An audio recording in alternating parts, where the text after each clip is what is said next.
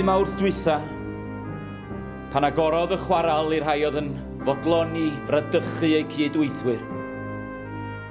Mi ro'n addagran fy llygaid i ben bora. Ymlaen!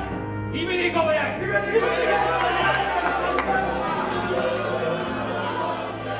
Wrth i mi glywed sŵn sgidia hoelion mawr ar y ffordd tu allan.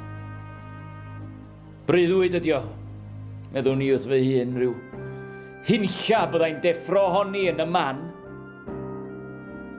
Ond mi godis, ac mi es at y ffenast. Ac mi welwn, ro'n i'n mynd i ddeud, mi welwn ddynion. Ond bydda'r gair yn colli ystyr am byth, o'i ddefnyddio am y rhain. Mi welwn rai ar ffyrdd dynion, yn prysuro tu ar chwaral. Mi esi'n hen ddyn mewn ychydig eiliadau yma na wrth y ffenast, ar boran oer a llwyd y tu allan.